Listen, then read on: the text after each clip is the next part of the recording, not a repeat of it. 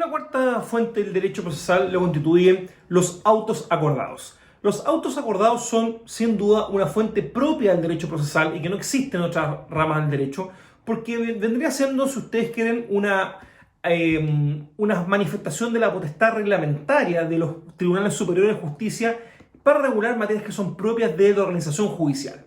Bueno, ¿esto qué significa en castellano? Para poder comprenderlo más fácilmente. Significa que los tribunales que mandan dentro del Poder Judicial, los tribunales superiores, lo que vienen a hacer es entregar una directriz al resto de sus tribunales inferiores para que desarrollen ciertos aspectos de cómo se organizan y algunos aspectos de procedimiento que no se encuentran regulados en las leyes ni que se encuentran regulados en los grandes cuerpos normativos.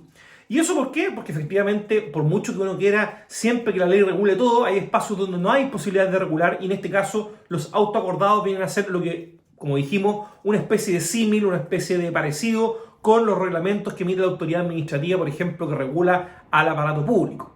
Y en este sentido los autoacordados son bastante extensos. Y bueno, cuando uno estudia Derecho Procesal allá por muchos años atrás, cuando uno era joven y estudiaba estos temas, lo cierto es que encontrar autoacordado era todo un trabajo, porque estos no estaban todos codificados ni se encontraban en ninguna parte donde uno pudiera hacer un análisis más o menos sistemático. Pero actualmente basta con que ustedes visiten la página web del Poder Judicial, donde se van a encontrar con el sitio autoacordados.pejud.cl, y ahí ustedes encuentran todo el consolidado de los autoacordados dictados por la Corte Suprema y los tribunales superiores, las Cortes de Apelaciones, vale decir, una extensa base de datos donde se encuentran estas regulaciones. Cuestión que para nosotros es súper bueno porque podemos derechamente empezar a navegar y a buscar sobre todo estas regulaciones sin necesidad de tener que meternos en una biblioteca. Y acá ustedes van a encontrar que los autoacordados son un cuerpo normativo muy relevante que incluso está sujeto al control del Tribunal Constitucional. Imagínense que el Tribunal Constitucional puede eventualmente declarar la inconstitucionalidad o la falta de adecuación del autoacordado con la Constitución. ¿Por qué? Porque, como les dijimos, si bien son manifestaciones de las facultades económicas de la Corte Suprema o de los tribunales superiores, lo cierto es que a veces puede pasarse la mano y empezar a regular cuestiones que se encuentran o son reservadas a la ley o reservadas a la Constitución. Y en ese sentido, por mucho que uno quiera encontrar siempre estos límites precisos y unos bordes bastante delimitados, a veces hay autoacordados que se inmiscuyen en determinadas materias que no deberían hacerlo por razones más que todo de entender cuál es el alcance de una y otra norma. Por eso el TC tiene esta facultad de poder eventualmente decidir si un autoacordado es constitucional o no. Bueno, y los autoacordados, como les he dicho, son manifestaciones de las facultades económicas de los tribunales superiores. ¿Y qué significa eso? Significa que los tribunales superiores tienen la obligación de regular las materias que no se encuentran reguladas por ley. Y los autoacordados pueden versar sobre muchos temas. Fundamentalmente son dos grandes aspectos que los autoacordados regulan. Uno es un aspecto económico, derechamente, vale decir, administración de los tribunales, cómo estos se organizan, y otros procedimentales, vale decir, cómo se tramita ante un tribunal cuando no hay una regulación legal. Y ustedes dirán, ¿pero cómo? ¿No siempre la ley regula estos temas? Efectivamente es así. Efectivamente hay temas que no están regulados por ley, sino que se entregan a los tribunales que regulen este tema. Y hay autoacordados muy importantes, imagínense, materias súper relevantes como el recurso de elección o el recurso de amparo, que están regulados por un autoacordado y no por una ley.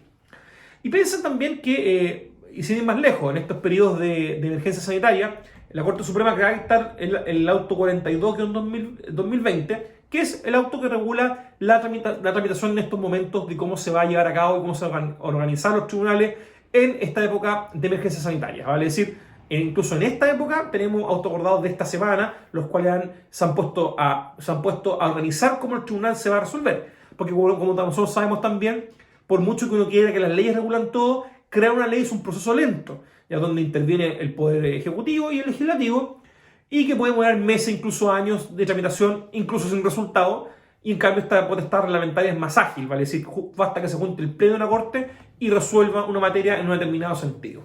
Y en este sentido los autoacordados son bastante importantes y bastante extensos. Sin duda, uno de los autoacordados más importantes que se ha dictado últimamente es el Acta 71 del 2016, que viene a complementar una ley muy relevante que es la Ley de Tramitación Electrónica. La Ley de Tramitación Electrónica, que es la 20.886, que es una ley importante en materia de derecho procesal como fuente de la misma, y que se encuentra complementada con el autoacordado del Acta 71 2016.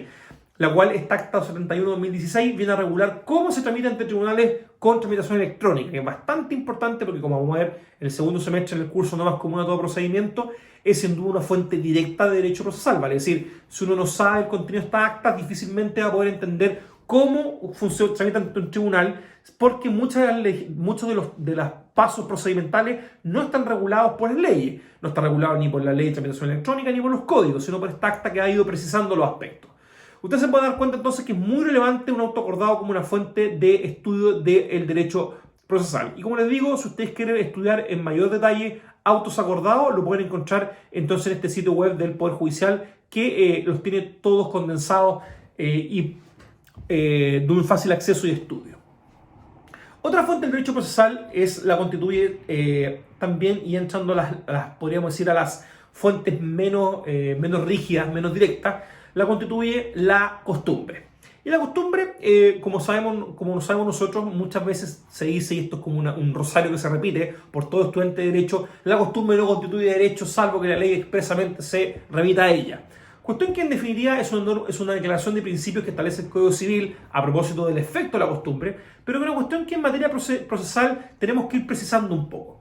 La costumbre en materia procesal efectivamente no existe como fuente del derecho, ¿vale? Es decir, no como la costumbre mercantil que está regulada en el Código de Comercio, sino que en materia procesal no existe ninguna norma que nos diga que la costumbre va a cimentar normas de procedimiento. Pero sí lo que existe, y que tiene un parecido fáctico al menos, vale decir, en el contenido inicial, es la llamada práctica forense. Vale decir, la práctica que se ejecuta ante los tribunales, cómo los litigantes hacemos las cosas, cómo los tribunales hacen las cosas, que nos genera que se vaya constantemente llevando a cabo una serie constante y repetitiva de actos que van creando una forma de proceder ante los tribunales. Bueno, para que ustedes lo sepan, en derecho comparado, por ejemplo, en derecho norteamericano, tenemos hay normas puntuales que son derecho, y sin duda derecho, ley, como probablemente tal como fuente del derecho, que son las llamadas court rules, o las reglas de la corte, o las reglas del tribunal, donde cada tribunal crea sus propios usos o costumbres y los transforma en un cuerpo normativo que es aplicable para los litigantes. Pensemos, por ejemplo, que se regula cuestiones como el horario de funcionamiento del tribunal, o, por ejemplo, la cantidad de hojas que un escrito puede tener, o, por ejemplo, las reuniones con el juez, si se pueden ejecutar reuniones en privado o celebrar reuniones en privado o no. Todo esto va dentro de las court rules, que son parte de los usos que cada juez, cuando asume una determinada corte, una expresión más genérica para hablar de juzgado, puede asumir, entonces, entregar estas directrices. En Chile no existen estas court rules como tales, pero sí lo que existe son usos de los tribunales y usos de los jueces. Por tanto, uno de los grandes aspectos que el litigante siempre tiene que tomar en cuenta es conocer un poco cómo funcionan las reglas internas de un tribunal. Obviamente esto no son vinculantes, porque efectivamente la ley, por un lado, y los autos acordados regulan casi todo el comportamiento de los tribunales y la forma en que se desarrollan. Pero sin duda hay aspectos que cada juez tiene una cierta discrecionalidad para interpretar la norma. Sobre todo con la entrada en vigencia de la ley de tramitación electrónica, que nosotros acabamos de hacer mención a ella, esto ha generado usos y costumbres bastante particulares entre tribunales. Cuestiones que uno de repente se encuentra con que el tribunal A tiene un criterio, el tribunal B otro criterio, o dentro del mismo tribunal con un juez tiene un criterio o con otro juez otro criterio. Cuestiones que en definitiva no es que sean buenas ni malas, sino que son apreciaciones de discrecionalidad que eventualmente la costumbre puede ir generando.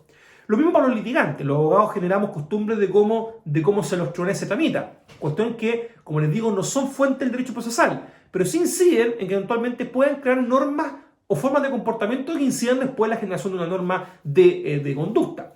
Sobre todo en aspectos que, como les digo, son más o menos opacos y no tienen una resolución clara por el legislador o por el auto acordado.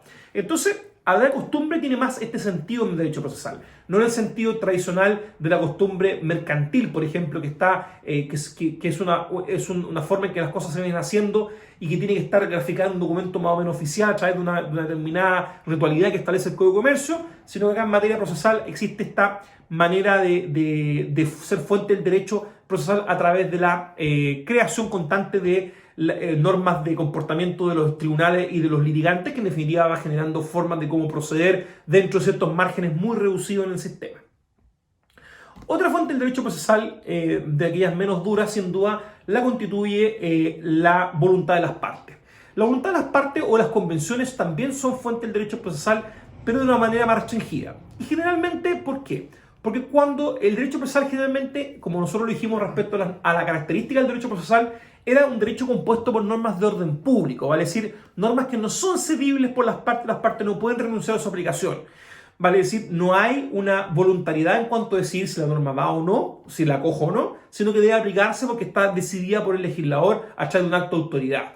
Eso es una cuestión que, en principio, en derecho procesal podríamos decir, la norma general, pero que en algunos aspectos, en algunos procedimientos, se da una mayor discrecionalidad a que las partes vayan a decidir cuándo aplican o no un procedimiento. Y esto ocurre, por ejemplo, en materia de arbitraje.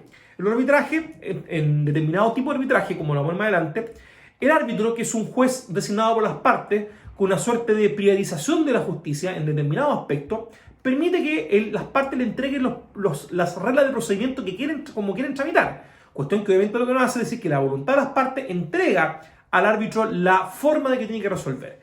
Y esto porque el arbitraje tiene un componente contractual más que un componente legal de regla, podríamos decir, de distribución de jurisdicción, sino que se trata más de una regla civil en cuanto a un contrato de forma de resolver conflictos. Sin perjuicio que el árbitro entonces tiene la potestad de resolver porque el Estado es el que le entrega esta facultad de una forma ficticia. Y por tanto, en ese sentido, en materia de arbitraje, ahí sí hay una importancia de la voluntad de las partes. Y yendo no solamente al arbitraje, sino también, por ejemplo, en procesos más puros, como por ejemplo el proceso penal, sí la voluntad de uno de los intervinientes, como el Ministerio Público, tiene la posibilidad de generar normas de procedimiento. Porque el Ministerio Público trae sus directrices internas, por ejemplo, toda la serie de circulares y la serie de oficios que reglamentan al Ministerio Público a través de su fiscal nacional, lo que hace es regular cómo los fiscales se comporten en las actuaciones de investigación o actuaciones procedimentales con determinadas materias que incluso pueden generar normas de procedimiento. Por ejemplo, incorporando requisitos a determinadas actuaciones que pueden ocurrir o no, o, por ejemplo, recomendando criterios de actuación que en definitiva generan normas procedimentales. Pensemos, por ejemplo, en casos, delitos muy comunes como, por ejemplo, el manejo de estado de ebriedad, cuando una persona se encuentra manejando un vehículo y está bajo la influencia del alcohol. Al momento de realizar la prueba de alcotest o de prueba sanguínea, eventualmente, va a arrojar una determinada cantidad de gramos de alcohol por sangre. Si esa cantidad de alcohol por sangre supera los 2.0 gramos, eventualmente en algunos fiscales o alguna fiscalía no van a instar porque esta causa termine con un acuerdo entre la fiscalía y el imputado, sino que van a querer que esto sea un juicio. Eso es una cuestión que la ley no regula, sino solamente la directriz interna del Ministerio Público. Por tanto, uno puede encontrarse que esa discrecionalidad de uno interviniente genera una norma de procedimiento extra que no existe en el sistema. ¿Será legal o no? Es una cuestión que más de discusión, podríamos decir, de recurso de protección quizás. Pero sí existe en la práctica este comportamiento. Por tanto, la voluntad de las partes sí tiene cierto aspecto en cuanto a creación de normas procedimentales, muy acotado, como les he dicho, pero que en materia de arbitraje es mucho más amplia por la naturaleza del mismo.